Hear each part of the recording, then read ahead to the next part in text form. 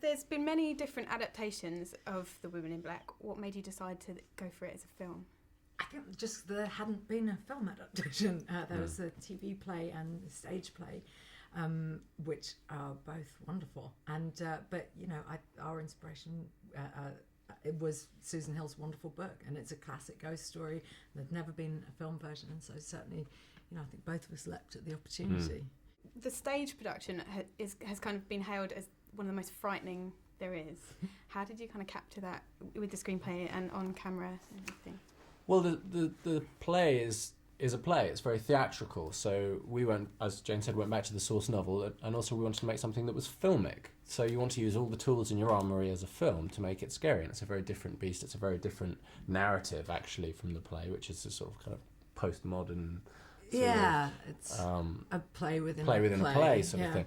And ours is actually much more immediate in terms of you're with Dan and you're with this character. And you're right up with him. What you can do with a film is, you can literally get the camera right up his nostrils and you can hear him breathing, you can feel his fear, and it can become a very immediate present-day experience in the way that film really captures like no one else. The sound design, the sense of what you can achieve with production design in terms of the frame and the depth. And the sense of like catching scary things out of the corner of your eye is something you can do in film that in a stage play, obviously, something's got to be there on stage presented for you.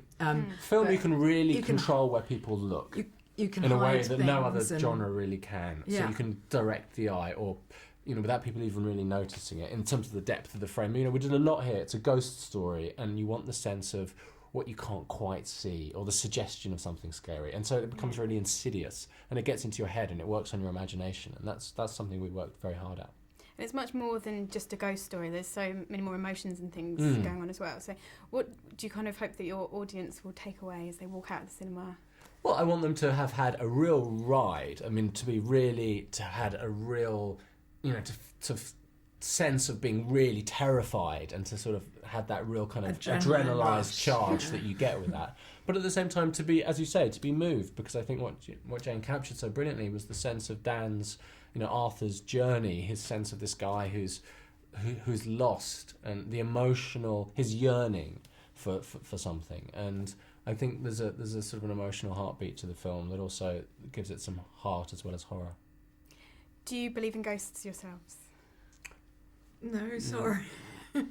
So I love ghost stories, but no, I don't really believe in the supernatural. Do you have a favourite, other than this, of course, a favourite horror movie that just gets you going every time? Oh God, so many. The Shining is a classic. Yeah, I think I still adore that. I never get sick of it. How about you? The Vanishing, probably the original. Oh yeah, always Dutch chills me. one, The Dutch Vanishing. Oh, I like that. And just one last question: what was Dan like to work with?